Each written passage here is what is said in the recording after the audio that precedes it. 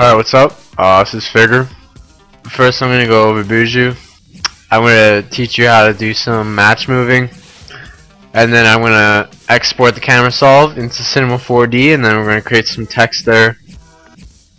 And then finally composite in After Effects. So let's just get started.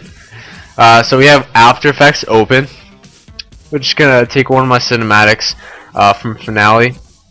So if you watched it, then you're probably familiar with this cinematic, but we're just gonna use it. So new composition, 1280 by 720, 30 frames per second.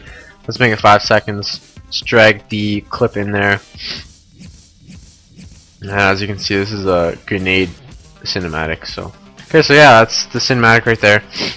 I'm actually gonna render out as a PNG sequence because Boujou it can import AVI files, but Boujou will make a much more better track by reading each PNG. So let's first composition, add to render queue, format PNG sequence, and then we're gonna put it somewhere. Actually, for the sake of this tutorial, we actually already pre-rendered everything, so we actually have to do that.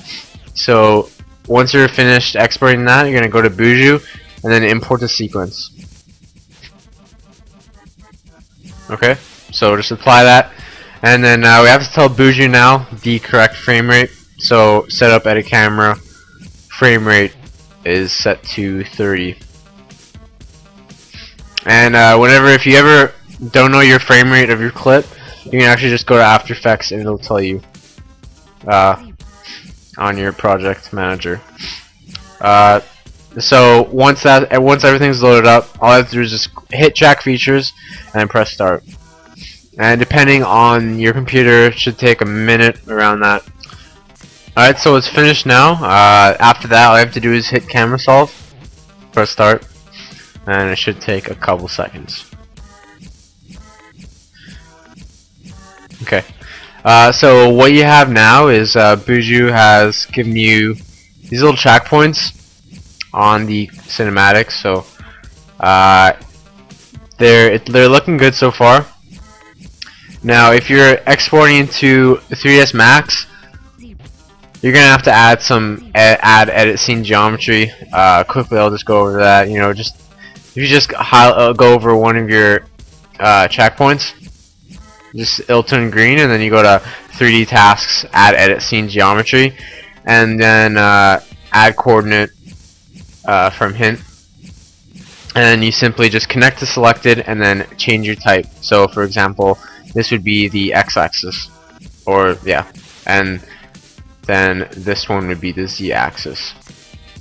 So but since we're exporting into Cinema 4D, we actually don't need to do any of that. So we'll just keep this tutorial nice and simple. After that, after the camera solve, you will just select some track points. So we're going to use this one, and this one also looks pretty good too. So we're just going to grab 3 track points and then hold control while clicking them, and then right click on one of them, flag for export. And after that, export camera solve.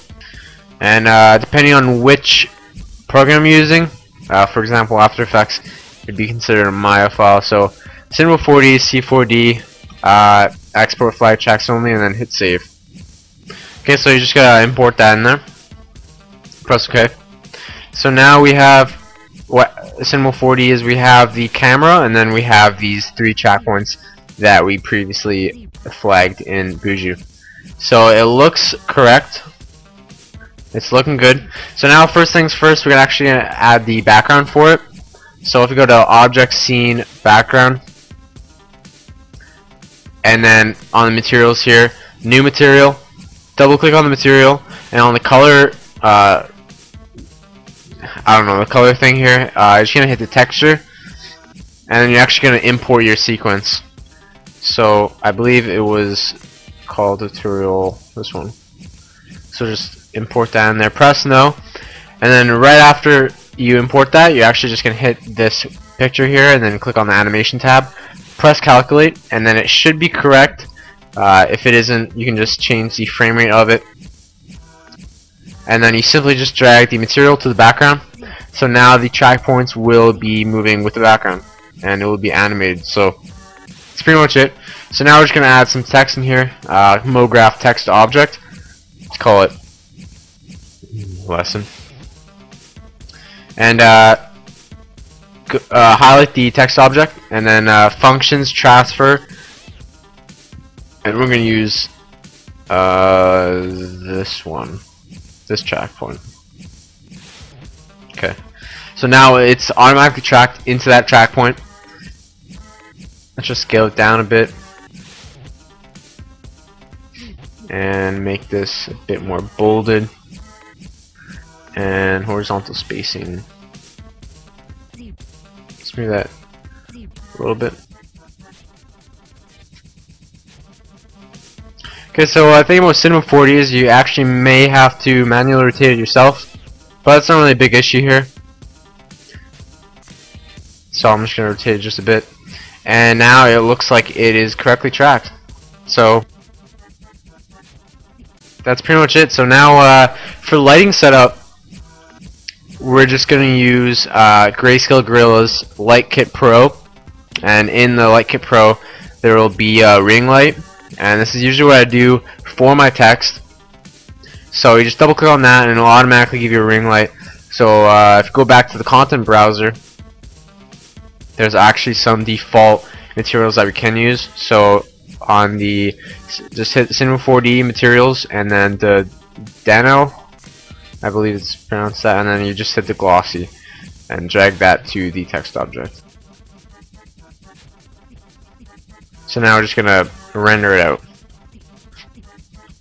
And when you're rendering out, it's important that you make the format as a PNG and enable the alpha channel.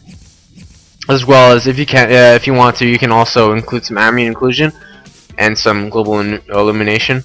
This is just simply some reflections, kind of similar to V-Ray. If you ever used 3ds Max, these are the samples. So if you want a quick render, you can just simply just turn those down.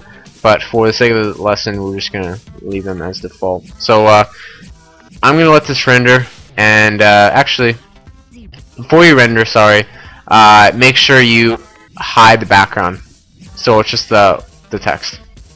You do that by clicking the traffic lights here.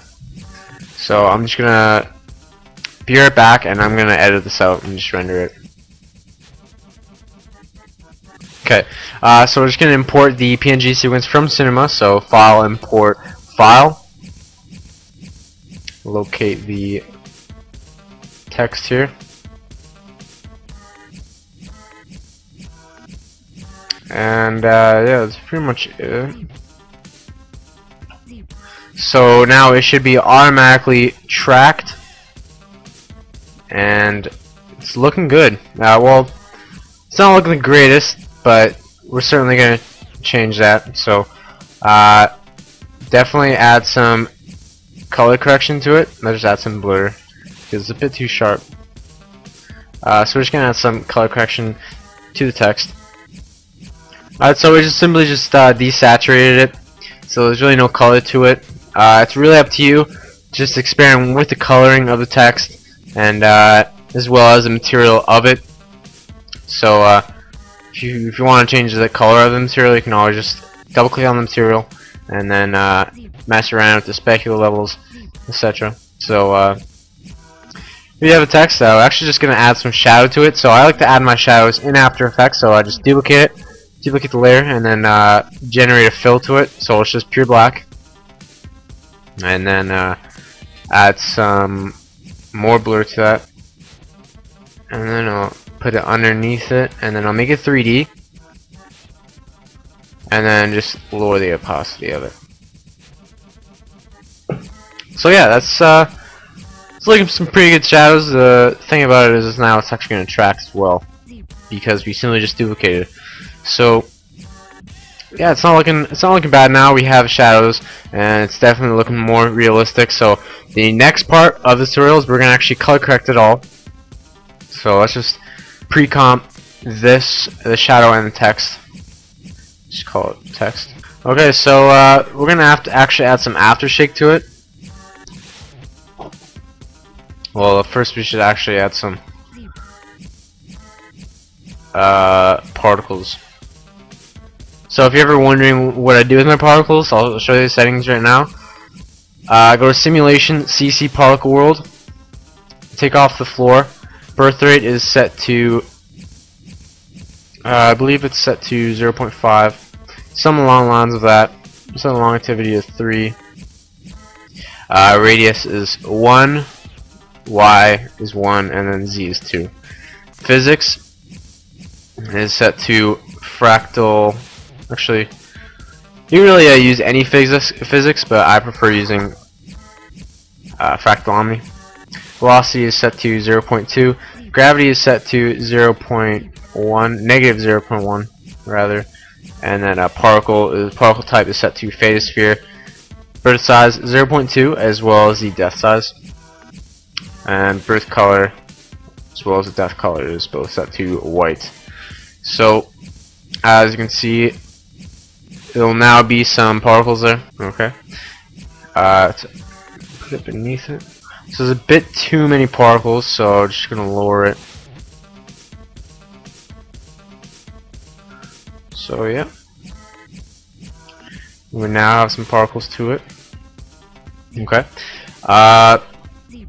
And now we're just gonna add some aftershake to it. Actually, let's add some optical flares to it first. So, Video Copilot optical flares. You can also use no light factory. It really doesn't matter. I prefer optical flares. So if you just go to the options, I like using the lens object glow. And if you actually just set the blending mode to add. Okay, so now we have some glow. We're going to change the scaling up to 200, or even larger, but it doesn't matter. And then put it on top of the text. So let's all just pre-comp this, highlight all of them, and then pre-comp.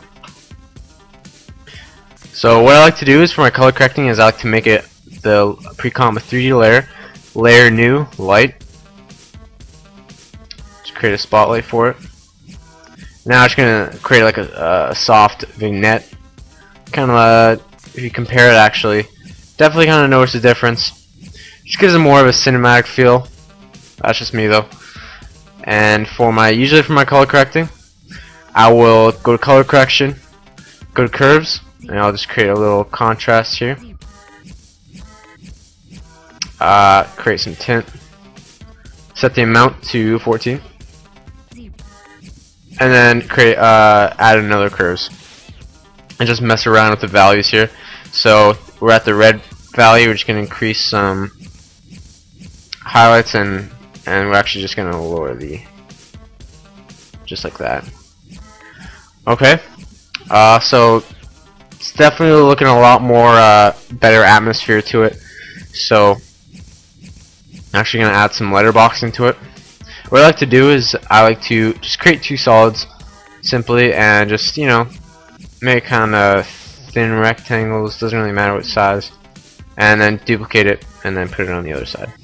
Okay, so now we're going to add some aftershake to it. So if we just go to the FX preset and then type in aftershake, you can actually get the aftershake from the Video Copilot website. It's free. So my settings, you can just download it and set it to your put it in your After Effects plugins folder.